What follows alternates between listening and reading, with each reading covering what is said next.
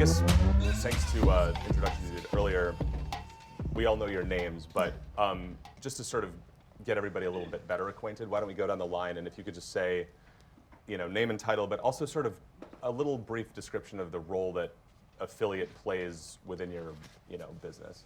Yeah, sure. Ned Fryer. So I'm head of affiliate for North America for Klarna. So a lot of people know Klarna as the payment integration. You can use that at checkout for a site, but there's actually two paths for merchants to work with Klarna.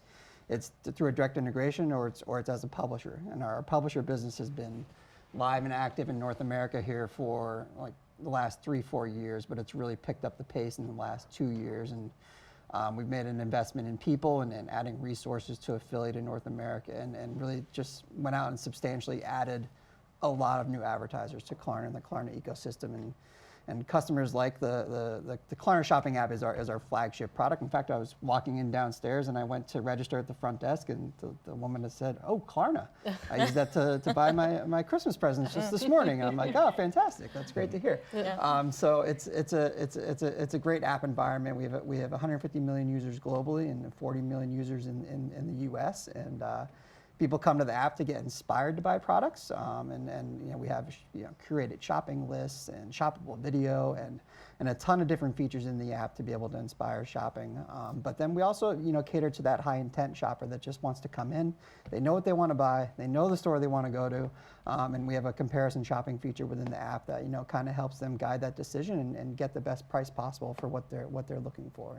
So you guys have just attacked it from a lot of different angles. There are lots of ways to be helpful. Yes, and it continues to evolve. Klarna is a very interesting company to work for. I've been there for 3 years, and change is so present. And the way the app looked 6 months ago and 3 months ago and even 2 months ago is way different than it's going to look in January and February. And it's just continually evolving, and it's global.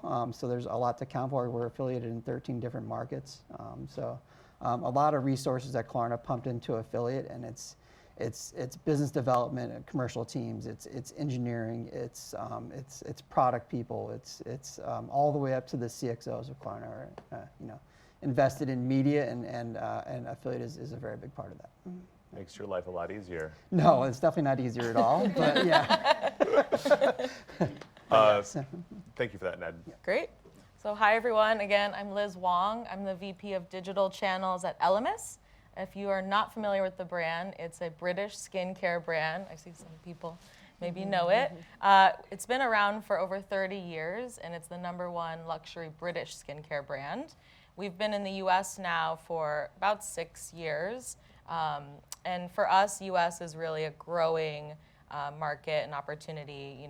We, in this market, have so much less brand awareness and market share in the skincare industry. So, affiliate for us is an important channel up and down the funnel, everything from awareness down to loyalty and post-purchase. And we're a small team, so I have myself, and on my team, Sophie, who manages the program and works really closely with Partner Eyes. So we stay nimble, and it's been a great partnership. Thank you. Jessica. Cool. So I'm Jessica Robinson. I lead our Centers of Excellence for Affiliates and Paid Search at PayPal. Most people are probably familiar with PayPal. We have millions of merchant partners on our site. We have hundreds of millions of consumers that use the PayPal button or use PayPal to send money to friends, or use Venmo, which is a brand of ours, to send money to friends. We also have Buy Now, Pay Later. But from an affiliate space, PayPal's taken a couple of really big bets in this space. We acquired Honey several years ago. We're focused on PayPal Rewards, really trying to provide additional value to our customers for them using the PayPal app, purchasing or partnering with these merchant partners to bring deals to the PayPal consumer base. My role is really on the customer acquisition side of the house, so I'm focused on leveraging the affiliate space to introduce new consumers to PayPal products and services. Fantastic, thank you guys for that. I want to stay with you, Jessica, just sort of learning a little bit about, because obviously new customer acquisition is top of mind for lots of businesses. There's also no shortage of ways to do it. Yeah. Talk a little bit about sort of how you guys think about the role that affiliate plays with respect to everything else. Like, how do you win hearts and minds for it, budget for it? What's the level? Yeah, so there's been a couple of ways that we've done it. I think when I was speaking to you earlier, I mentioned like road showing, right? Like going to our leadership team and kind of educating them on the affiliate space. And one of the best ways to do that is really to Google a product or service that we're trying to promote, and I'll show them that like 80% of the results on the first page of Google are affiliate sites. So this is what a consumer does when they're searching for that product. So if we want to be part of that consideration phase, like this is a space that we really need to play in. So showing them that, and then another piece of it, I've mentioned a few times, we work with a lot of merchants, so we have a lot of co-marketing activity that we do. So leveraging those dollars to test into affiliates beyond just our traditional like pay per performance, testing into sponsored content or influencer campaigns with those co-marketing dollars. That's been really helpful. But I would say lots of road showing, lots of explaining what affiliates is. Interesting. Yeah. And I mean, Ned, talk a little bit about, it sounds like you guys have really managed to, it's got everybody's attention. What's that been like? Has it just been, there was a little bit of momentum and so that everyone felt like pouring gas on it? Like, how has it been to build that out? I mean, we're also a finance company and a bank, so we certainly benefit right now from macroeconomic conditions, as you alluded to, for sure. But I think, Klarna, the brand, I think is really what's enticing to a lot of people as well. I think people think of traditional banks as, marbled offices, blue suits, and if you've ever seen Klarna's branding or sat through a Klarna QBR, everything's pink. It's really in your face. It's elaborate. It's different, and we take that brand and we align it with celebrities. We aligned with A$AP Rocky to do like a post COVID shop your new look campaign. We did recently a 90s look with Paris Hilton. I never thought I'd say her name again, but Snoop Dogg was a big participant in the U.S. in launching us, and we sponsor basketball teams. We're a sponsor of the Bulls, and it's not only that, it's aligning to like sustainability and other things as well. So we're trying to align our brand to what consumers are passionate about, and our audience is 80% millennial or Gen Z. So it's a younger demographic that we're attracting, and I mean that's how we're aligning and trying to acquire new customers. But it's always challenging for sure. Yeah. And I guess I would love to hear too, Liz, like when you think about, the sort of role that affiliate plays as distinct or in concert with the other digital spending, how do you think about it? Like, Yeah, I mean, I think it works really well together. So we've done a lot of sponsored content, and of course, I would say most of our investment is in influencers, which is the hot topic, and does get C-level people excited for sure. But that's really worked for us, and I think it's really important to meet the customer and gain that trust with them. So if you have an article on a really trusted website or an influencer that they really feel connected to, that is promoting your brand, that's actually increasing our brand awareness out there. And then, when you get further down the funnel and you have your cash back or your coupon, it's kind of, clinching that sale for us, and it's been really important for our business. I guess staying with I want to talk a little bit more about the consumer and what they want and how they think about shopping and conducting business on the internet. Obviously, as you alluded to, Ned, this is a good time to operate a buy now, pay later service, but it's also something that just kind of came out of nowhere. Like, kind of a high level question. I want all three of you to weigh in on this. Like, when you think about how consumer behavior is changing, like, what sort of leaps out at you first, and how does that sort of help or hurt or shape the way you approach the channel? Yeah, I think just Klarna in general. I think millennials and Gen Z are just wary of credit cards, and having flexible payments and not carrying interest and carrying a balance. Like in Klarna's case, the average consumer carries a balance of $100 with Klarna, which is relatively minimal comparatively to what you'd find with a credit card company, and I think that's very appealing to a lot of people, and it's also just a younger demographic. It's having a nice app, it's having everything available, all your banking details and all your information available in one concise place, and you can manage all your financial aspects of your life through one succinct location. And I think it's just appealing to that younger generation. I think that's what we've benefited from the most, and COVID certainly accelerated that as well. So just kind of like a combination of ease, but also lack of commitment, like you're not. Yeah, correct. Yeah. Yes. Does sound like being young, doesn't it? Yeah. Yes, it took me a long time to commit to, but I am very young. But, yes. What about you? I'm gonna have so many thoughts on this. I think this has been such an interesting year for customer behavior. I think, for our brand, like many brands, coming down off of COVID, where we had lots of inventory, lots of discounts to drive the growth, this year we're trying to be on good behavior and really pull back. At the same time, the customer is really feeling that economic pressure, and they're looking for the better deal. And even just among all my friends, this Black Friday, everyone was like, these deals suck. Like, don't even come to my inbox with 25% off. It's nothing. I'm like, that's what I'm offering. So it's tough. It's been tough out there. And I think, a lot of things go into that. Like, we saw a big spike in Klarna, buy now, pay later during cyber. But also, I think it's increased the amount of people, like the savvy shoppers, who are like, I would die before I buy something full price. Like, I'm getting my cash back, I'm getting a coupon, I'm getting something off. And that's the reality of who's shopping now, so you kind of have to be there for them. Absolutely. It's tension.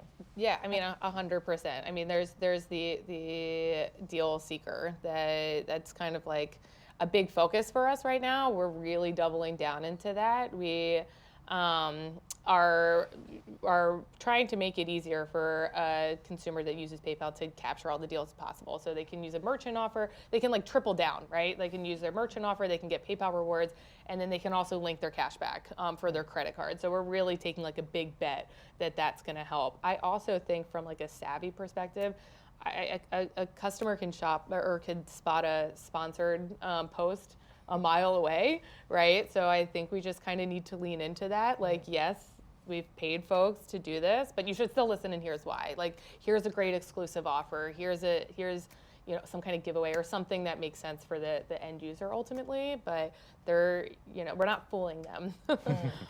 Yeah, I think that I'm glad that you talked a bit about sort of how you guys are thinking about the attitude you have to take when it comes to content of just, you can't pretend it's, Organic.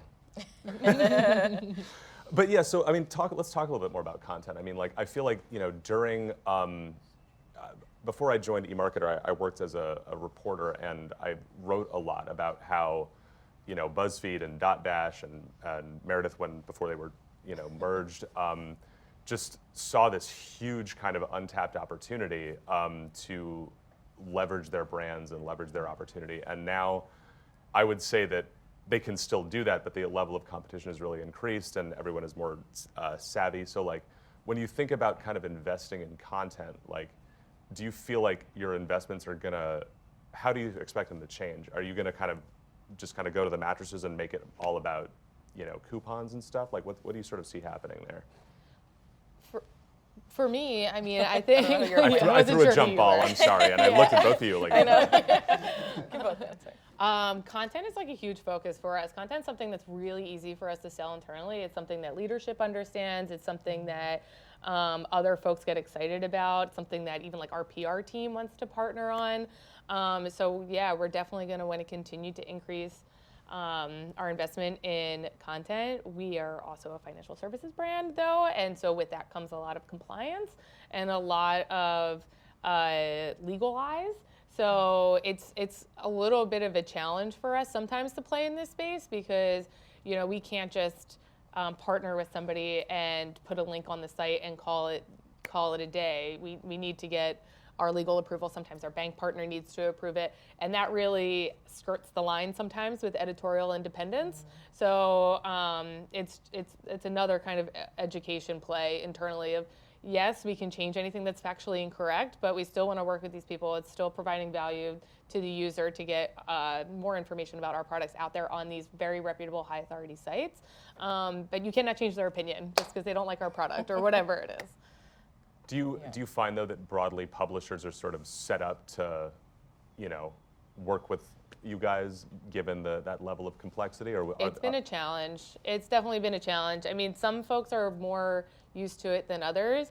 I mean, when we talk about, for instance, we just launched a credit card program, and so the publishers that we're working with in the credit card space are very used to working with banks. So when we're talking to like the NerdWallets or Credit Karmas, they're used to going through that kind of review. But when we're talking to even sometimes more traditional publishers, they're not used to having anybody review their content.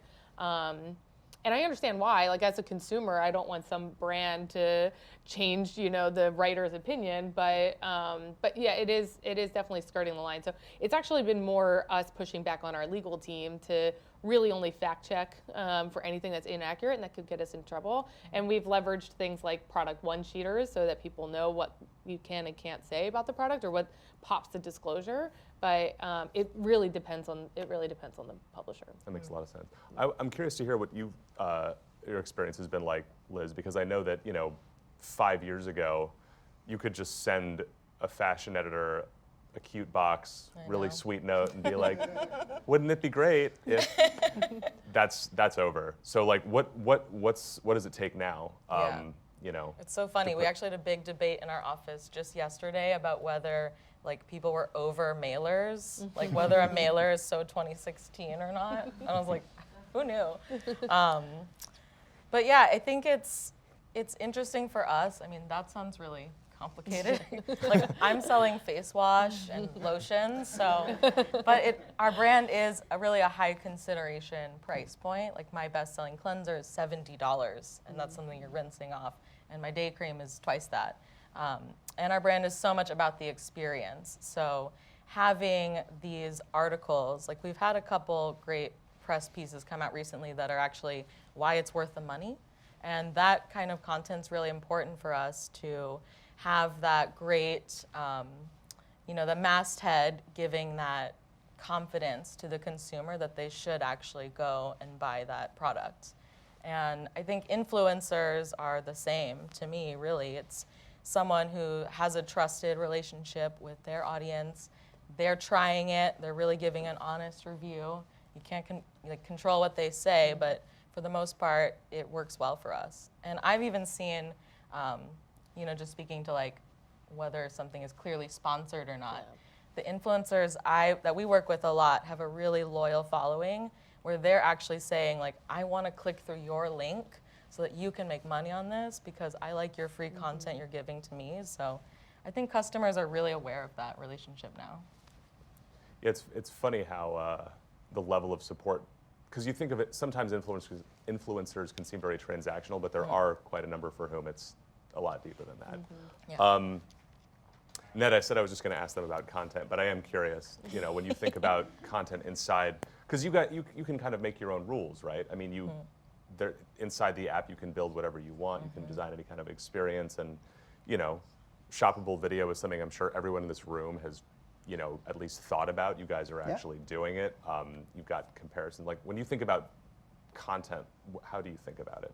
I think where we've pivoted to since early Q4 is like personalization, and it's the way the Klarna app currently sits is every single person in this room would have a different experience logging into the app, and you would have items that are specifically catered to you and your likes and your purchase history and merchants that you are mostly aligned with. And I think it's using AI or machine learning to marry the data that we have, the machine learning and product feeds, and create that experience for each user that logs into the app that we're giving them the most relative offer for we're going to target those high intent shoppers with ads and with everything that we need to ensure that we're driving up conversion. So you might see a lot of this though is education back to our merchants in that we see clicks go down, but we see conversion rates spike, and like our metrics get all kind of wonky here for throughout Q4 and even prior to Q4, and it's when we launch things like that into our app, it creates a lot of different effects on merchants and merchant programs and our relationships and having to explain what's going on inside our app, basically. But we're making big bets on personalization, and I think that's an exciting path that we're taking for sure. And but it comes with a lot of challenges and a lot of iterations in it, and it has to evolve over time, and that's kind of where we're at right now. Yeah. I love that. Yeah. I'm going to start asking you guys questions soon, so get ready. We've already locked the doors, so. But before I do, I want to do one last down the line and just ask you guys a question that's like a little silly, but I think it's important because it helps sort of think about the channel and its future. If you had a magic wand and could change one thing about the channel, what would it be? I'll start with you, Jessica. You can. App tracking. Yeah, that's been such an issue for me. I mean, I cover my ears because I agree. yeah, app tracking. Apple really messed us up with iOS 14.5. I mean, it's simple, but that's it. What's over here? Well, I'll add on tracking. One thing for me that we're trying to do as a brand is kind of grow our own affiliate network and bring on like individual influencers as publishers just for us. And that process is really too complicated for the influencer right now. I see why they all go through the networks, but yeah, I'm getting a nod. That's what I would change right now. Breakage is a big issue, and it's something that we struggle with for sure. It's that, we partner with a lot of merchants where 30%, up to 50% of all the inventory that they have available are non-commissionable. And we're out there making big investments to bring in new customers, and we're driving a lot of sales back to these products, and we're not earning any commissions, which rolls right up to the line to the CFO and says we're not being profitable with all these relationships. So it's fantastic to have double-digit growth, but if that growth is not profitable, then we need to really work with our merchants to start to open up commissioning across all products on their site, and that's something that we've been working on a lot as well. Yeah. Interesting. Yeah. Thank you guys very much. Give it up for them. That was great.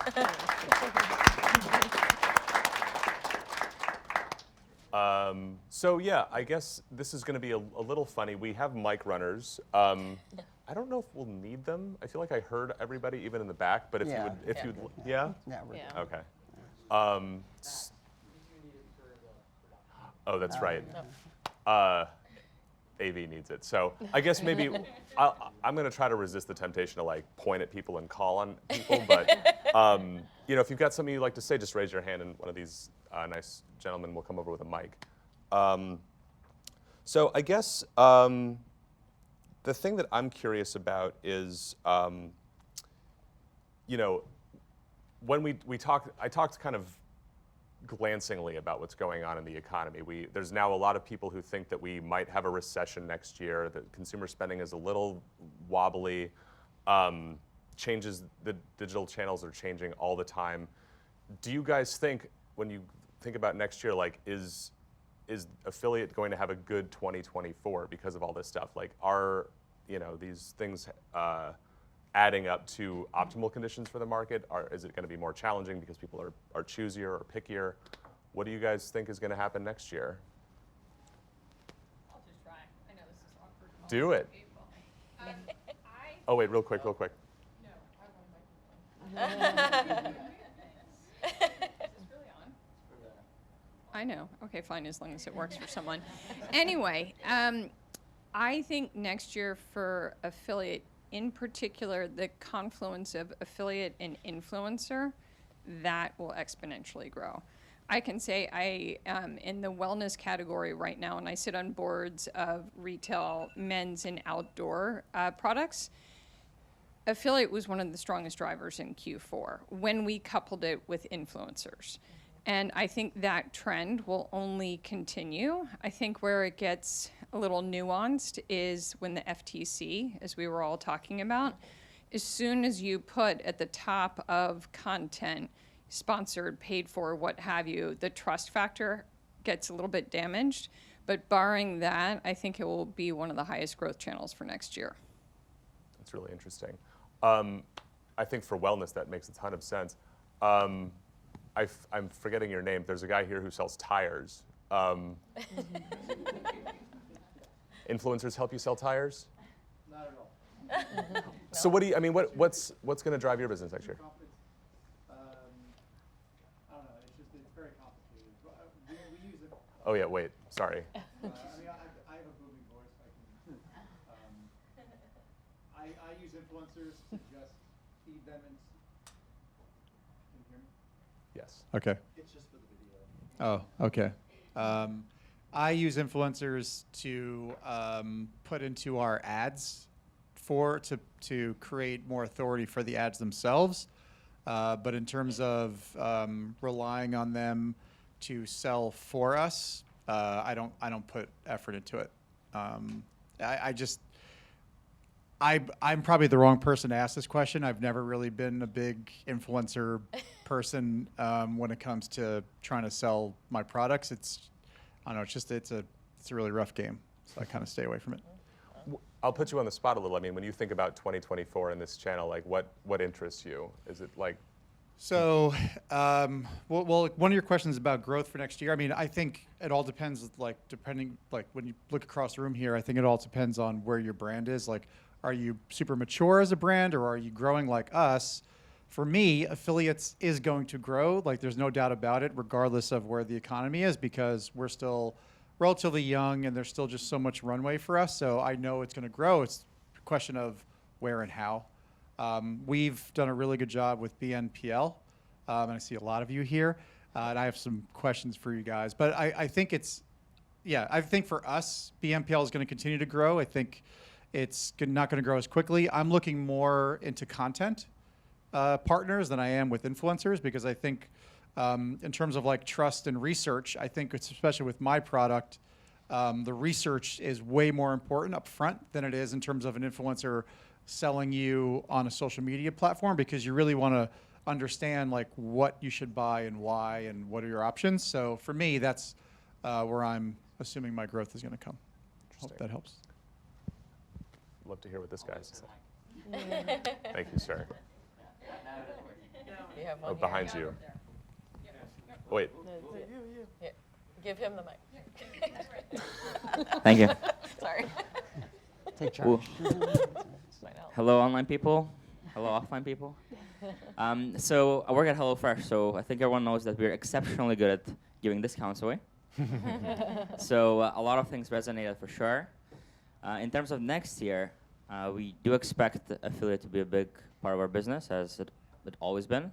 But what's interesting is that we see that affiliate, even though we kind of see it as full funnel, but as a percentage of spend and a percentage of new customers acquired, we see that percentage be pretty similar regardless of how much we spend. So when you think about it, that means that for our business, affiliate is more lower funnel. And if we, for example, have a really good trend with, let's say, double-digit percentage in affiliate as part of total conversion that we get, we reduce our spend on other channels. We see affiliate volume also go down and be a similar percentage moving forward. So in the end, if we see overall good macroeconomic trends, we expect affiliate to grow in line. And if not, we expect it to be a similar percentage of our business.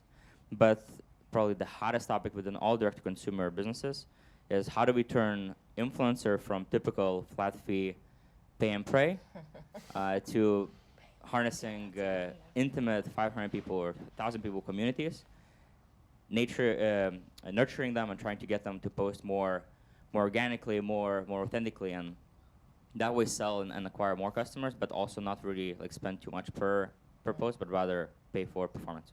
Where in the org does affiliate sit for you guys? Like, is it part of the media team? Is it part of a partnerships? Like, where in Performance marketing. Got it. Yeah, and that's, I mean, building out the muscles to develop those relationships is probably it's not typical, I guess. Yeah, but it helps when you incentivize people to try our product pretty heavily. Indeed. Yeah. And then, it's been a wild ride because discounting is actually, like, a lot of people fear it. A lot of people, it definitely has a negative impact to your like immediate margin. But we found that discounting and offer strategy is probably the biggest lever that we have because it affects every part of human behavior.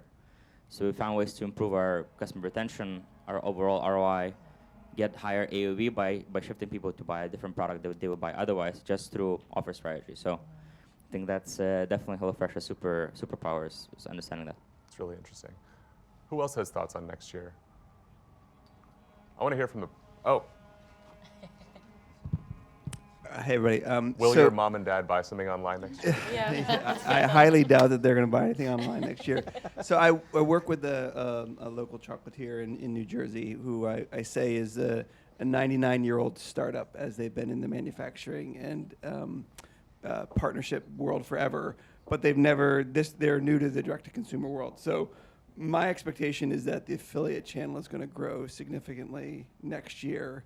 Interesting conversation around influencers, and we have lots of people who want to work with us and want to bill us extravagant numbers, which we as a small startup, I would say, within a larger company just can't afford to do. But I think the technology play in terms of getting on other platforms is going to be important for us, and then the loyalty end of the world as well. We are not into discounting. We have sell a premium product, and I think you all probably have actually had our product. It's at the Ritz and the little chocolates on the pillows, or places like that. That's most likely Astor chocolate. And so I think it's going to be a interesting time for us, and I think that we're going to see a growth in the affiliate space. Makes a lot of sense. So we've heard a lot from the buy side. What about the sell side? What are you guys seeing?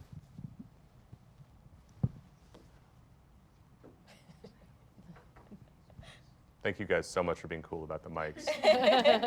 And thank you to the mic runners for running so. Talking about like influencer marketing, it's definitely something from the traditional publisher side that we have been having a lot of eyes on, because the brands are investing so much in it. So with that being said, I think next year will be interesting in the sense of influencers reach a younger demographic. Traditional publishers is someone that's Googling and going into an article. So I think it's just fitting the market of the needs that are out there. So, yeah. That's interesting. Yeah.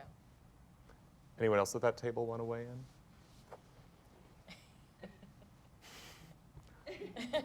I'll just add this, because I kind of agree with what you're saying there. I think it depends on publisher audiences, where they're looking to grow. I think it also depends on, and like you said,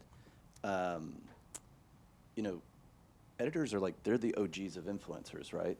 So they started it all, for the most part. And if you can get time with them, and if you can get on their articles, that's magic, I feel like, because those guys are actually evaluating products. They're not really getting paid by that person.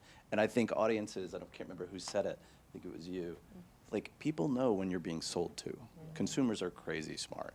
So I think in a way, sponsored content, it checks a lot of boxes, but does it drive return on investment? And which goes to my next point, which I think that from an affiliate standpoint, I think that from what I've seen over the last couple of months on the merchant side, is that merchants are getting more savvy. They're leaning more, they want to see more return on their investment. And so what once was kind of a very high level, kind of upper funnel type investment is moving down. And publishers, it doesn't matter who's publishing, but need to kind of work with that. I think that makes a lot of sense. Can I just say one thing about the traditional content side of the house that's different than influencers? I mean, we are talking a lot about influencers, but influencer content goes away a lot faster than traditional content, right? Traditional content is much more evergreen. So the investment, the tail of performance is much longer. We see that on our side too. Yeah. Just the evergreen with search just continues to be a gift that keeps on giving. Yeah. Whereas I think influencers are pulsing. Yes. Which is great. And the thing about influencers is brands build credibility. So publications have an audience and they have that credibility. Influencers are amazing, they have a following, but it takes one simple mistake for their credibility to be ruined. Where a brand has built that credibility. So I think that's something that brands need to know, that investing in those publishers is definitely an important long-term decision that they're making. Yeah. But to your point, actually, about audiences and which demographic you're reaching with which I guess, publisher. There's some horrifying stat where like 2/3 of Gen Zers actually use TikTok instead of Yeah, Google I mean, for search. Like they're not Googling, they're not getting to I your see it from like the articles. traditional It's publisher so side, wild. like talking to like my younger siblings, like Yeah. when they are buying skincare and when they're making those decisions for like Christmas presents, they're not Googling That's and crazy. clicking an affiliate Yeah. link. They're going on TikTok Shop. They're going on Instagram. They're buying what their influencer friends are buying. So I think it's just learning how we can kind of fit that market. Yeah, And because eventually they are going to be the main consumers. Yeah. So exactly. it's an ever changing field. Yeah. That's crazy. It's wild. I still think younger audiences are savvy when it comes to being sold to. Yeah. And whether you're on TikTok, Instagram, YouTube, whatever, because you're right, they're not going to Google. Yeah. They know. So it's still like, okay, great, it reaches a different audience, but you have to be careful. It's that delicate line between. I'm not going back. Yeah, that's his now. The other one is for everyone else. But like, you have to be, you need it because it's your audience or you're trying to expand your audience into new segments. But I think you also have to be, and you have to invest in it, but you also have to be careful how much you do it and with whom, because they can see right through it. Yeah. You'd be surprised how smart the young generation is. Yeah. You can't really get anything by them anymore. Yeah. So it's just a delicate, you got to keep your eye on the ball. They've been online shopping their whole lives. Yeah, right. Yep. Literally. Now it's just one click. Yeah. Apple Pay. Yeah. Ugh, Apple Pay. You had to say Apple Pay. PayPal, right? We had a guy over here wanted to say something.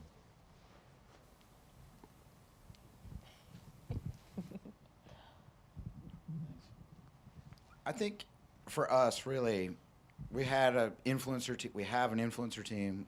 We have an affiliate team. We have a PPC team. You know, we have all these separate teams. I think it's really going to be how are we breaking down those silos and then ultimately maximizing, right? Like, organic influencer team is going to the same influencers the affiliate team's going to, and how do we then just maximize that and then spread the content too, I think is the most important thing. And then working with partners, like we have Elemis on site, you know. I was talking with Liz. We had a Rakuten placement with Khloe Kardashian right before Cyber, the weekend before. Blew out, huge. I mean, oh my God. And commission only, no flat fee. Right. It was insane. But how do we continue to partner with the D2C brands and continue to amplify that messaging and then bringing it kind of all throughout the different channels? I think it's breaking that down, Yeah. you know. Yeah, it adds a lot of complexity because we're obviously spending on affiliate and we sell to them, and you know we should really be working together. Yeah.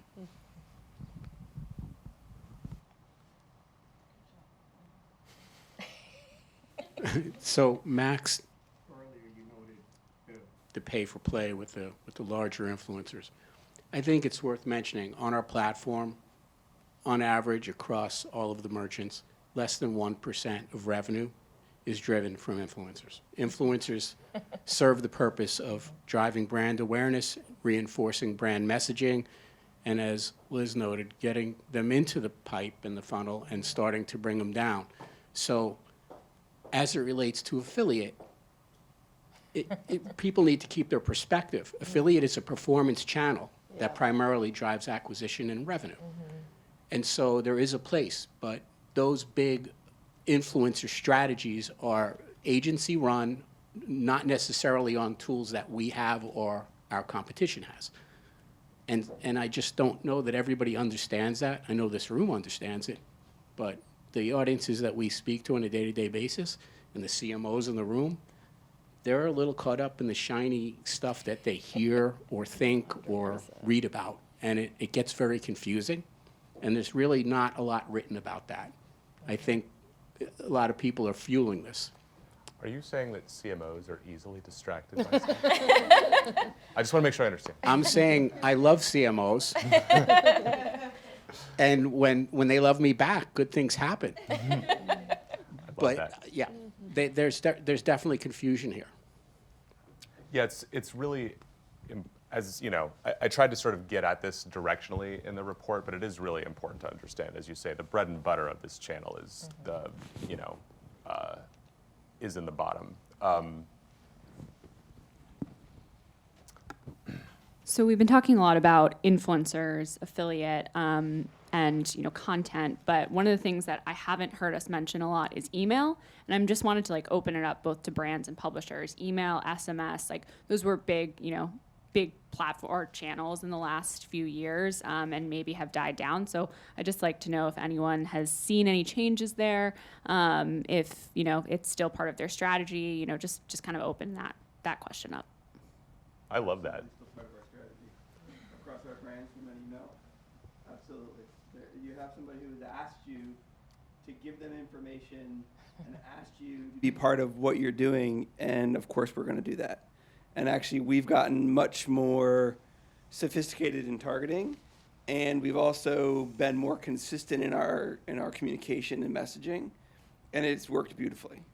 And I don't think it's going away anytime soon. Certainly for our consumer, a little bit older perhaps, they're used to their email. They're not used to TikTok, and they're not going to buy on TikTok, right? So from that perspective, it's also very efficient from a cost perspective. Once you've got your template set up and you understand what the calendar is, it really is something that you can just continue to have out there. And it has to work together with your organic social and your paid social and whatever, and your affiliate, but it absolutely is not something that we're walking away from. We don't do a lot of SMS, but from an email perspective, absolutely. It ain't dead yet. So true. So we use email and SMS a lot. So we are a tobacco retailer. So email is our #1 driver. I mean, for one of our e-com websites, we were sending, I know it's crazy, like over 10 emails a day. And our customers were engaging with every single email. So we've died down a lot, and now we're focusing more on like targeted emails and personalizing, but emails are #1, and we just went into SMS about 3 years ago, and we see that it's growing. We don't message as much because we don't want to lose those customers, but SMS is definitely a growing channel for us, and we continue to use it, and I can't see us stopping. Oh, that table, there's a couple people. I would just fully agree with everyone around email and SMS. For me, it comes down to first-party data. And going back to, I think, what you astutely were saying, I think about PO, or paid, owned, and earned. I want to control my destiny, meaning as a brand. So if I really grow the SMS and email database when other channels possibly are faltering, at least I have my own ecosystem that I can go back to, talk to those consumers, and maybe do something around whether it's reactivating lapsed or trading them up for one more IPT or UPT in their cart or what have you. So I think it's hugely important, and I think it's going back to, it's not shiny object, so no one talks about it anymore. But I can assure you, every strategy that I've employed across verticals, that is one of the KPIs, is growing both of those databases for that exact reason. I guess from our point of view, email and SMS is definitely not going away, but we look at it as a percentage of conversions that come almost like an automated way. So it's a double-digit percentage that we know that if we acquire X amount of customers through paid channels, then an additional multiplier is going to be through CRM. So the goal is how to drive as much traffic as possible to the website. How do we capture that first-party data? How do we capture leads? How do we improve that? And then through offer strategy, we try to increase that percentage that is almost like an assumed in a business plan. Connecting it to my previous point, so most of affiliates that we work with are kind of more lower funnel, capturing that intent, capturing that consideration, converting them. And it's definitely incremental, but it's still not really bringing them to HelloFresh or one of the brands as like, oh, I never heard of it. It's more like, oh, I was considering it, and now I've like validated it. One of the very few entirely, I guess, like more upper funnel or more like very, like I didn't know about this brand and now I know I uncovered, are actually email affiliates. And I think Maggie used to work for one of the top ones, the Skim, many years ago. So those relationships, like it would be one push, and we would get like a ridiculous amount of like 4-digit conversions from that one email. And when it was very novel, it was a huge arbitrage opportunity. It was very good value. Now I feel like a lot of these bigger newsletters, they've sold so much media that the affiliate placements there they don't work anymore, or they work at like a percentage of what it was. But now it costs 3 times, 4 times, 5 times more. So the economics just don't make sense anymore.